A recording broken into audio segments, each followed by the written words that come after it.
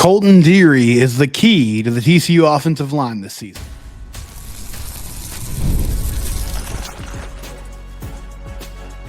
You are Locked On Horned Frogs, your daily podcast on the TCU Horned Frogs. Part of the Locked On Podcast Network, your team every day. Locked On Horned Frogs, your team every day. I'm your host, Steven Simcox. I've been covering TCU athletics for the past 12 seasons. This show is brought to you by 5 Hour Energy. Happy NCAA Tournament Day 2 to all of you who observe. If you need a 5 Hour Energy because these games are tipping off late at night, check that out. You can get it at your local convenience store, your local grocery store, or you can go to 5hourenergy.com and order there as well. The TCU women will start their tournament run today. It is happening. The women's tournament tips off this morning, really, but TCU will play at 2:30 against Fairleigh Dickinson. And a big-time opportunity for them to get to round 2, get to the round of 32, and play the winner of Louisville and Nebraska. But we start today with TCU football, and we are continuing this series that we've been on right now about underrated players that you're probably not thinking about when you preview the season, when you think about what TCU is going to look like in 2025, but these are players that are going to have a huge impact on success this year. Jordan Bailey was the first one that I highlighted at wide receiver. I feel like he's sort of getting lost in the shuffle as far as guys who could potentially make an impact on this offense. Caleb Ilarmzor stepping into that starting Mike linebacker role this upcoming season and really getting to the place where he wanted to be when he transferred over from Cal last offseason. But today I'm going to talk about the offensive line and how Coltin Deery is the key to this O-line in my mind. Everybody take a drink. I'm once again talking about the TCU offensive line and how important it is to the TCU offense and to the season as a whole. But Coltin Deery has been in the program now. This will be his third season. He transferred from Maryland after his freshman year. He was a highly sought-after high school prospect, number 12 center in the nation. Got to Maryland, started a few games as a freshman. TCU landed him. He also had a very illustrious career in high school as a wrestler, which usually that translates to good offensive line play or good play in the trenches, right? And it totally makes sense. Low man wins, learning leverage, learning how to use your body against people. All of that works well with playing on the offensive line. But for the past 2 years, I was researching everything he's kind of done over the last couple of seasons. He led the team in snaps last year. He had 826 snaps on offense, 108 on special teams. Excuse me, that 826 on offense was trailed only by quarterback Josh Hoover. So aside from Josh Hoover, who is not going to take many breaks, now last year was a little bit skewed because he would switch out with Haas Haney occasionally when they would go to those Wildcat quarterback packages. But he was in the game a lot, and he is now on a run of 20 consecutive starts. He made 7 starts in his first year on campus at guard, and he played in every game. He started every game last year, 12 of those at guard, the last game, the bowl game at center, because James Brockermeyer left and hit the transfer portal before the New Mexico Bowl, and he ended up at Miami this offseason. I was really excited about the potential of this interior offensive line at the end of last year, and I still am. But the reason that I felt good about it was there was a world where James Brockermeyer would continue to be your starting center. Coltin Deery is your left guard. Cade Bennett maybe slides at right guard, or they could flip-flop that. But at the end of the day, you were going to have the 3 guys that you felt best about going into last season finally working together and forming the interior of this offensive line. And then the tackles were where I had questions and still do. Ryan Hughes and Ben Taylor Whitfield, I think, are the leaders in the clubhouse right now to be starters. But they're going to slide Coltin Deery over to center with James Brockermeyer leaving.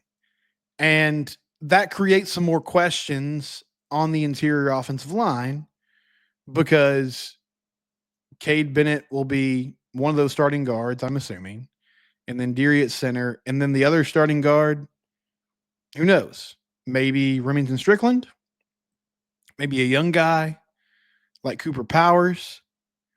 There's a few possibilities there, and they'll have competition to see who emerges as the dude. But that's a spot that's up in the air.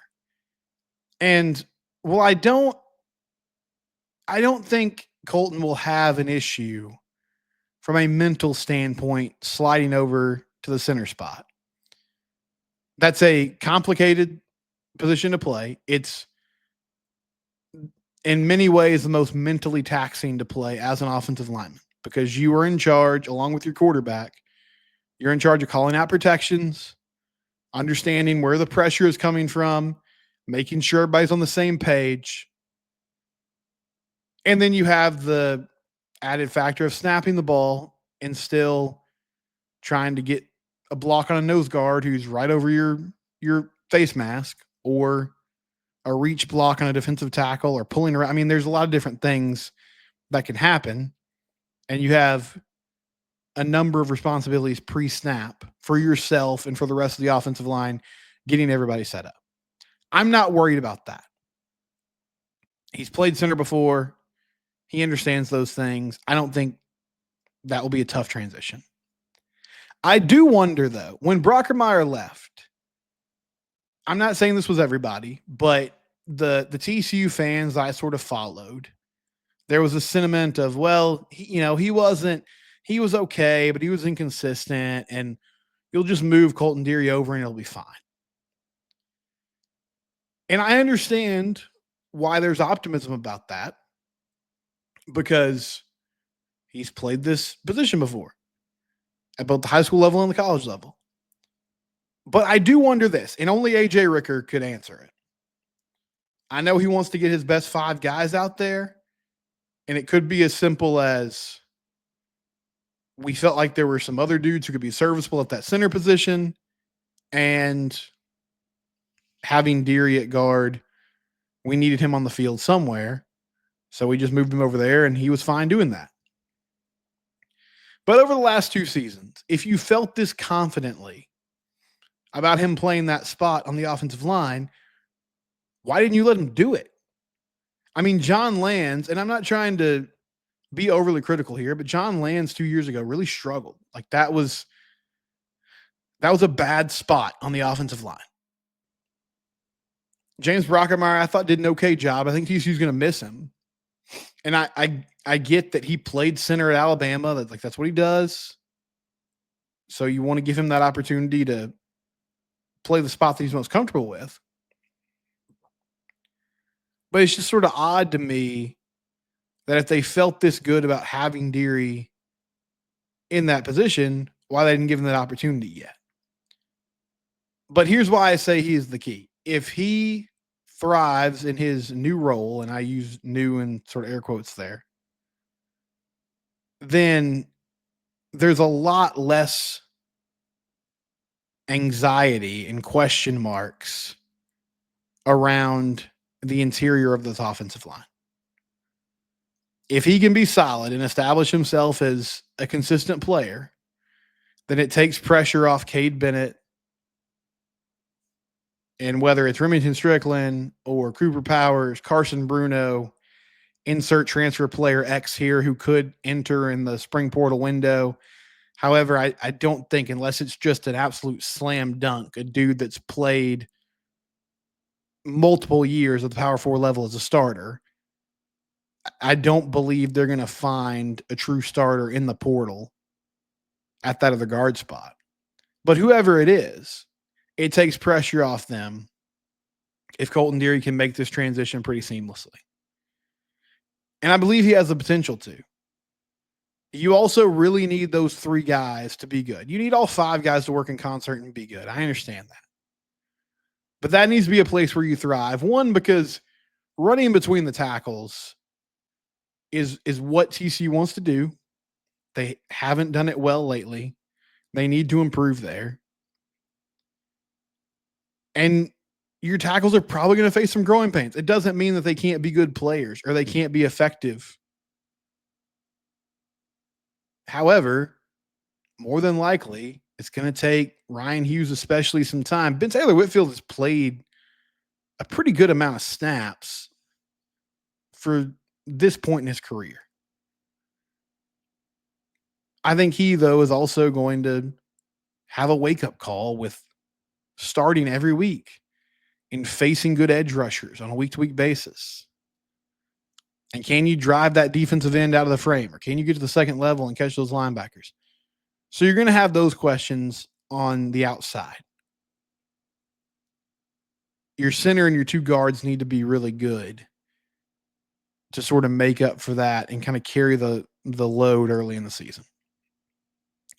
So I think Deery is a huge key to this, and he's got to figure out how to be most effective in a new position, again, kind of using that in air quotes, as the season starts. When we come back, TCU women's basketball, trying to make a run to the Final Four. It starts tonight. It's Locked On Horned Frogs, your team every day. Thank you to our friends at Nissan. You need to go to nissanusa.com today. We're all about the stats here at the Locked On Network because numbers don't lie. When it comes to the all-new Nissan Armada, the numbers are on an MVP level. It has the ability to tow up to 8,500 pounds. It can quite literally carry the whole team, plus the gear, wherever you need to go. It's powered by a twin-turbo V6 engine, delivering the strength and performance to handle highways, back roads, and everything in between. Room up to 8 people. It has room for up to 8 people. The Armada is built for big crews, big adventures, and even bigger memories. Whether you're exploring off-road trails or rolling up to the arena, the Armada brings power, versatility, and style wherever you go. Take your adventures to new heights in the all-new Nissan Armada. Learn more at nissanusa.com. Again, that is nissanusa.com. And I told you about this company at the beginning of the show, but 5 Hour Energy, another one of our great sponsors. You can order 5 Hour Energy online now. Daylight savings has snuck up on us again. If you're feeling that lost hour of sleep and you're still trying to adjust to it, 5 Hour Energy is the best energy drink to use. Whether you're staying up late watching the NCAA tournament, squeezing in around a golf after work, or just trying to keep up with your busy day, 5 Hour Energy gives you that quick, refreshing pick-me-up whenever you need it. Extra daylight means extra activities with longer days. You love getting outside for a hike or running around. I love getting outside on the trampoline with my kids.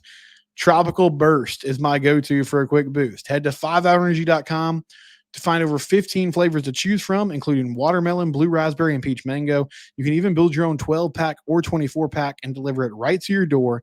Need one now? Grab a 5 Hour Energy shot at your local grocery or convenience store. They're everywhere. Stock up today and stay energized. Again, if you want to go online, that's 5hourenergy.com. You can stock up and save. Do it today.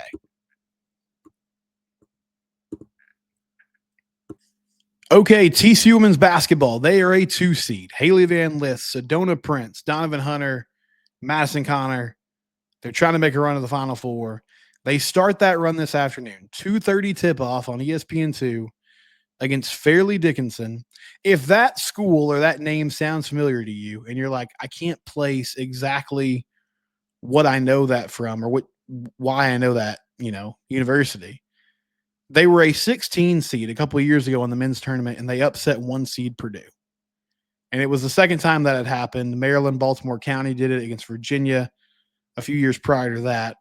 But Fairleigh Dickinson, it was a iconic tournament moment. Hopefully that's not, reciprocated in Fort Worth today when the Frogs take them on. But a chance to get a nice victory, move on to the round of 32. There was a press conference on Thursday. And listen, the pregame quotes are pretty similar to what you would expect for a game like this. Mark Campbell talked about how FDU is a winning program. You don't luck yourself into 29 wins. They went 29-3 this year, which is super impressive. They haven't lost since December when they lost a game to Rutgers in non-conference play. But he was like, look, very good team. Haley Van Lith mentioned that everybody on that team can shoot the three. They want to space the floor. Sedona Prince said they have athletic post players that are going to be a challenge for her. In my mind, this matchup, TCU has a lot of advantages, but this has to be the Sedona Prince game. FDU's tallest players are 6'2". And one of those 6'2" players is their leading scorer, Tanisha Brown. She's averaging 15 points a game, almost 10 rebounds, just having a great season. Lily Park, averaging 10 points a game. She is also 6'2". But again, they don't have anyone who can match up with Sedona Prince. And TCU, they don't, like most modern basketball teams now, they don't bring it up the floor and get the ball to their wings and get that entry pass and go like dot to dot. Let's get Sedona posted up, because she can do that. She's actually grown a lot in that area since she got to TCU. But I still believe she is most comfortable catching the ball in the high post, working in the mid-range, or she does get a lot of buckets around the rim, but it's usually off pick and roll action, dribble penetration on the inside by one of the guards, and they dump it off to her near the hoop. So you'll see a lot of that. However, I feel like this is a ball game where you have to get her traditional post touches and just allow her to, play with her back to the basket. They're probably going to double her. I believe early in this ball game, you got to figure out what their coverage is going to be. Are they going to crash down and double team her? If they do, then you pass the ball out of it, and hopefully everybody's ready to shoot open threes, which is something this team does really well. Whether it's Haley Van Lith or Madison Connor, there should be some open shots if that's how they plan to defend Sedona Prince. If they want to stick in one-on-one coverages and not allow these guards to get open jumpers, well, then Prince should be able to go to work and have a lot of success scoring on a smaller team. Defensively, I'm not super worried. Sedona talked about, the challenge of coming out and guarding some more athletic post players, but she does that on a pretty regular basis. So I'm not personally worried about that. And then if they do try to get to the rim, she obviously is really good at blocking shots. Your guards, I want to see them get in a rhythm. Haley Van Lith needs to be totally in control, playing her game. It's at home. All these things are working in TCU's favor. It's just about executing and coming out and making plays.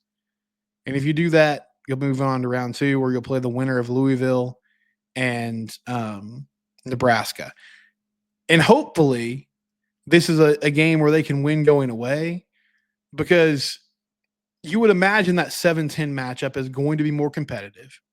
It's probably going to come down to, at least the last 10 to 5 minutes of the second half.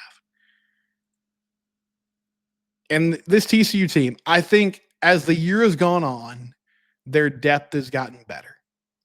And I know Mark Campbell has made a point to be like, people question our depth. They don't really know what they're talking about. I get what he's saying. Like, they've gotten good minutes from Daisha Merrill. They've gotten good minutes from Aaliyah Roberson. Like, you go down the list. At the same time, this is a team that leans really heavily on their big three and their starting 5. And when we talk about why have they struggled, not really to close games because they've only lost 3 ball games, but why have they given up leads or games have gotten closer than we expected in the second half? I believe the main culprit for that is that your starters are playing so many minutes. You just see it. You see tired legs out there in the fourth quarter. Suddenly all these jump shots are short. Suddenly these other teams are able to box out and get more rebounds and get second chance opportunities on offense, because it's difficult to have that consistent effort when you're playing 37, 38 minutes of ball game. So if you can get out to a big lead and things are more relaxed in the second half, that's a great time to give your starters some rest. And they should also come out with a lot of energy and enthusiasm, because it's a tournament, because you're playing at home. But they've had, with the Big 12 tournament ending on Sunday, we're almost 2 weeks removed from that. They've had a week plus of not totally rest, because they've still been practicing, they've been prepping, but it's been a while since they played a game. And this is a group that's been going nonstop really since the season started. So good luck to Mark Campbell. If you missed the news earlier this week, he got a contract extension. He will be TCU's coach, at least on paper, through the year 2030. which is awesome because he's done an outstanding job and he deserves it. I mean, the turnaround here has been nothing short of improbable, and he's been right there orchestrating it from the beginning. When we come back, we'll get some of your thoughts. Also, TCU baseball travels to Lubbock. Always tough when you go to Lubbock to play the Red Raiders in a 3-game series. Need to bounce back, though. After dropping 2 out of 3 to Arizona State, they got to find a way to play well this weekend. We'll discuss that as well. It's Locked On Horned Frogs, your team every day.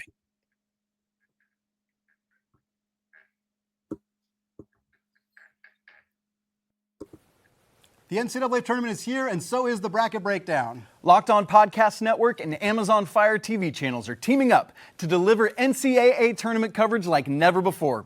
Watch studio shows featuring former players and Locked On's local experts as they guide you through every upset, buzzer beater, and bracket matchup. Stream it all for free on Amazon Fire TV channel. Search Bracket Breakdown to see it all for free. It's your team every day.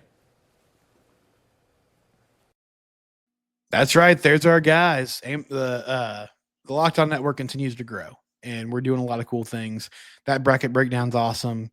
Again, Amazon Fire TV channels, you can check it out. They're covering the tournament from the start to the finish, and they'll be there in the studios in Dallas each weekend. This is such a great weekend. I said this yesterday. I wish TCU was involved, obviously, but it's such a great weekend of hoops.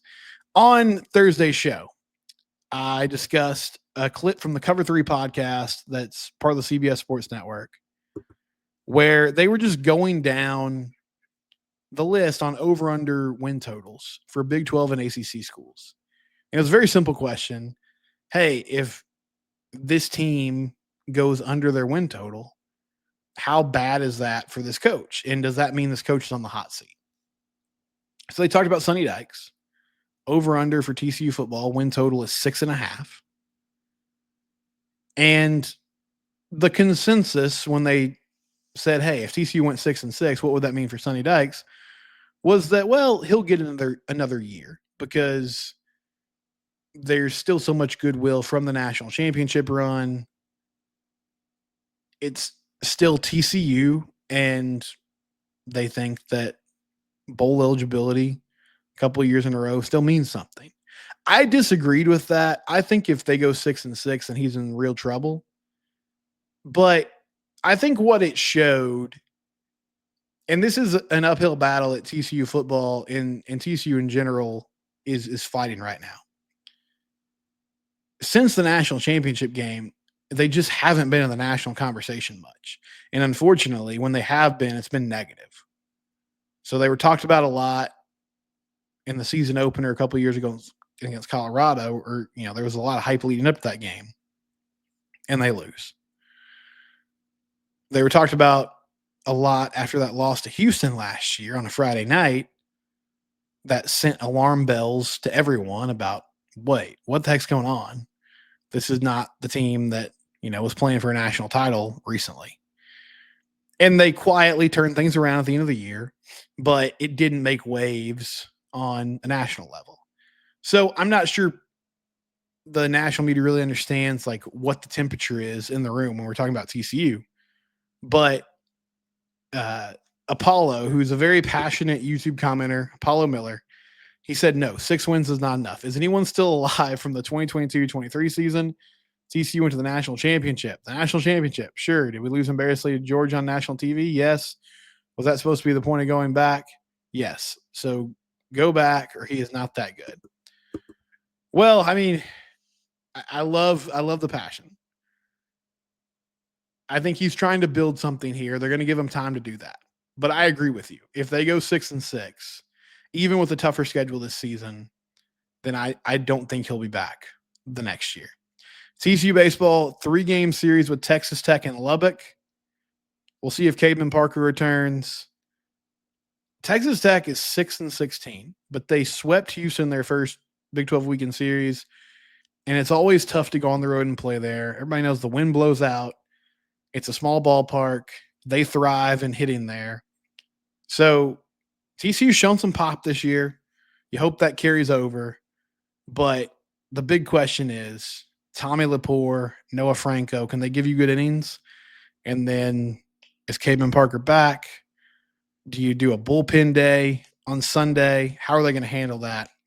We'll see, but really need to at least win 2 out of 3 to get back to 500 in conference play. Regardless, we'll have plenty of coverage of that. Also, the women making their tournament run. It's Locked On Horned Frogs, your team every day. Subscribe to the YouTube channel.